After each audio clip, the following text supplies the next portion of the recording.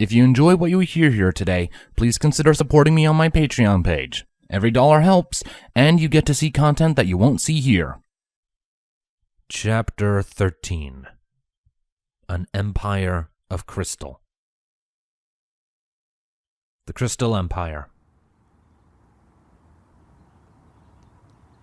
The sun was only just beginning to make itself known over the horizon, the first rays shining brilliantly against the crystal surfaces and architecture of the Crystal Empire. As the new day dawned, the crystal ponies managed to pry themselves from their peaceful slumbers and begin their daily routine. And it was no different for the royal family presiding in the palace at the very center of the city. Today, however, they were expecting to host Queen Twilight Sparkle and her entourage for a little while, the word of their arrival being sent well in advance, and there was one who wouldn't let them forget it. And Twilight is coming! An 8, coming on 9-year-old Alicorn squealed gleefully as she jumped up and down on top of her parents' bed. Come on, wake up! Flurry heart, Cadence groaned, attempting to rub the sleep from her eyes as the world came into focus. It's too early. But Aunt Twilight is coming! Flurry punctuated her point by coming to a stop, the end of her last bounce reverberating through the mattress. We have a little longer to wait yet, Cadence rebuked. But Dad's already up, Flurryheart shot back, waving a foreleg to where he would normally be sleeping.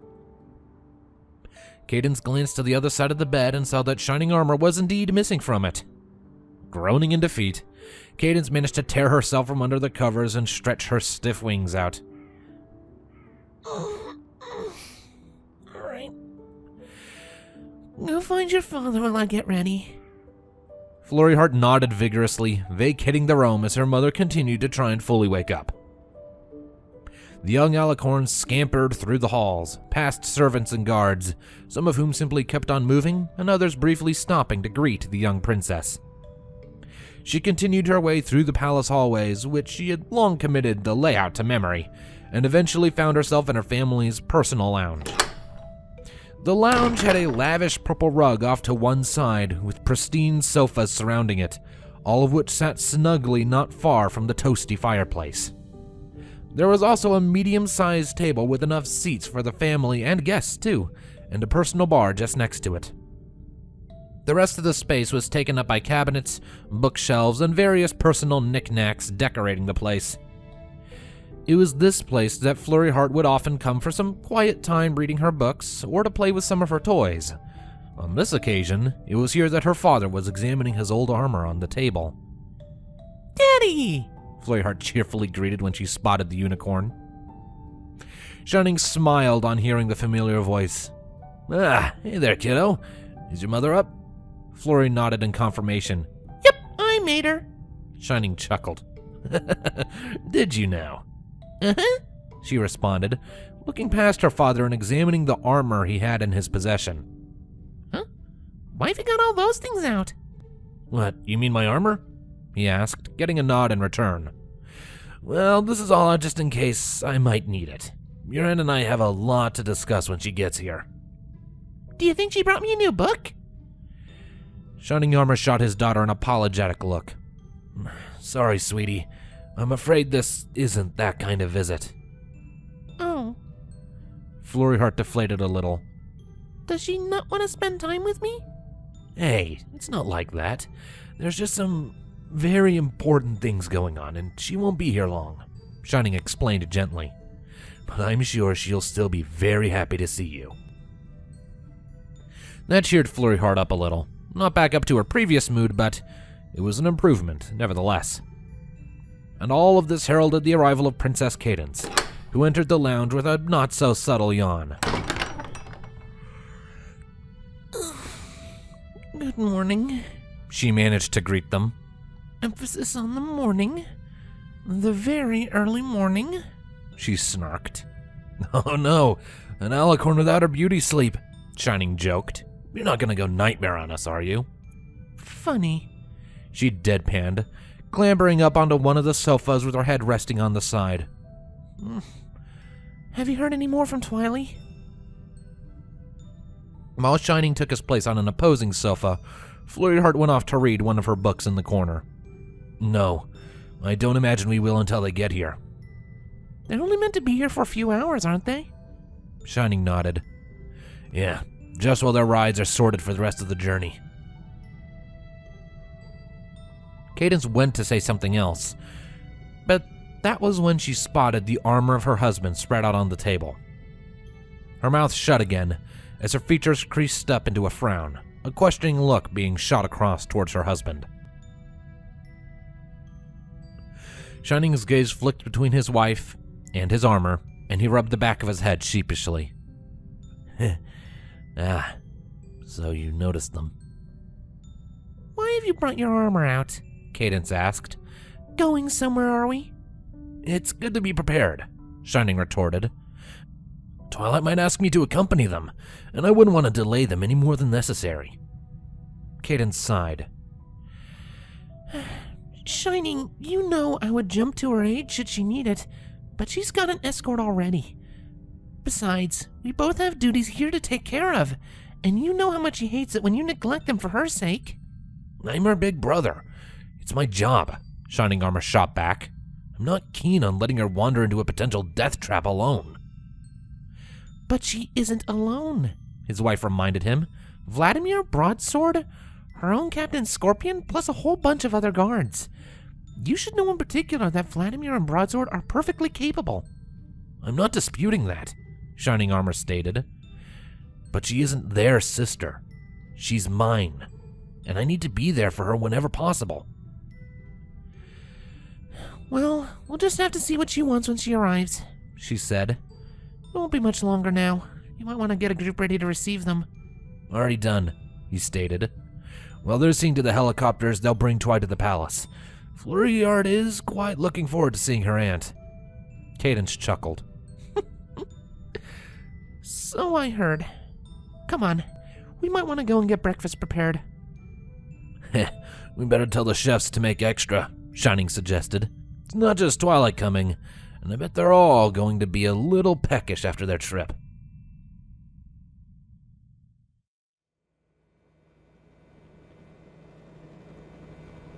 The Crystal Empire stood as a shining beacon amidst the raging hurricanes of ice and snow. The blizzard had seldom let up during the entire journey. The enchantment protecting the helicopters they rode in had held thus far, but they grew weaker by the second.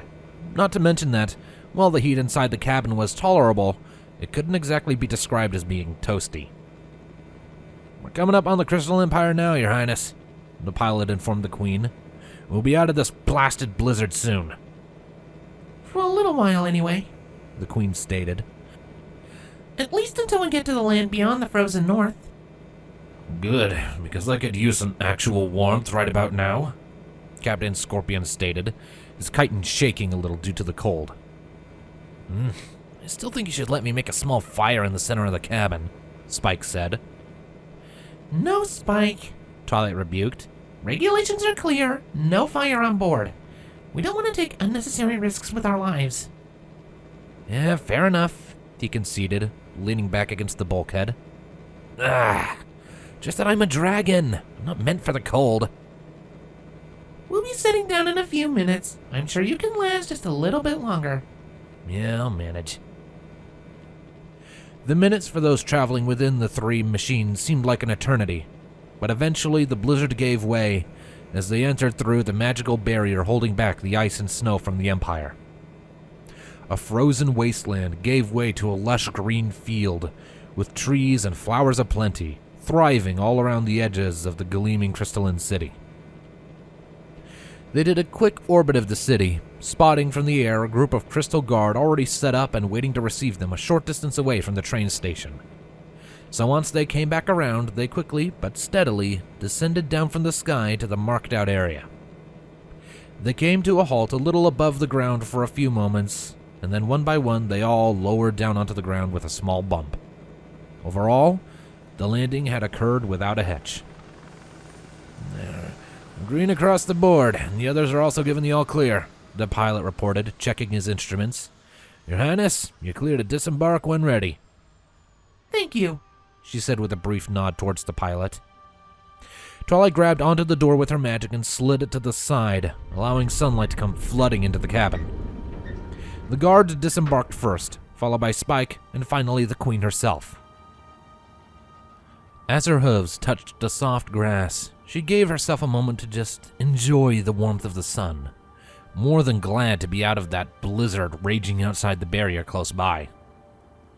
Looking towards the other two helicopters, the Queen could see their passengers had all also gotten off and were enjoying being off the machines as much as she was.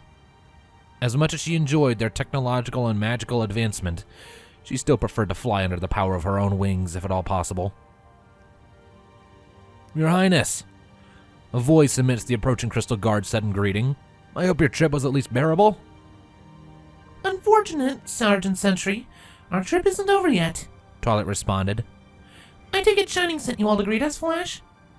"Yes, and oversee all work done to your vehicles," he confirmed. "The prince is already waiting for you in the palace." "How long will this take?"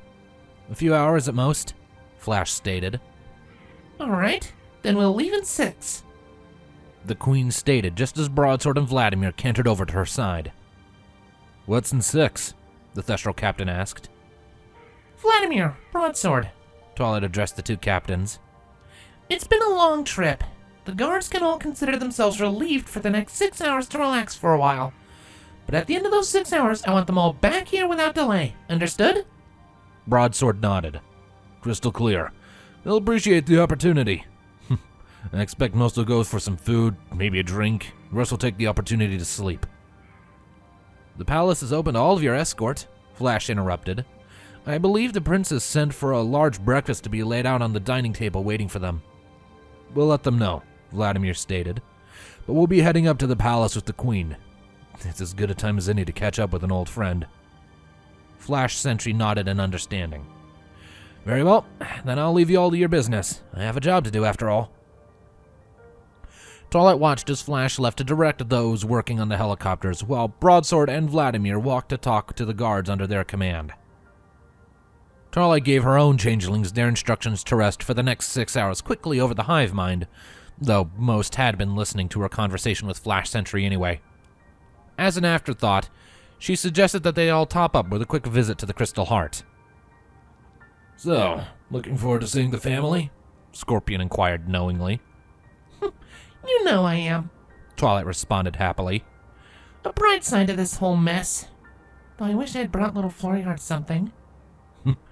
"You do so love to spoil your niece," he noted. "Though I'm sure she'll understand that we didn't exactly have time to go shopping before we left.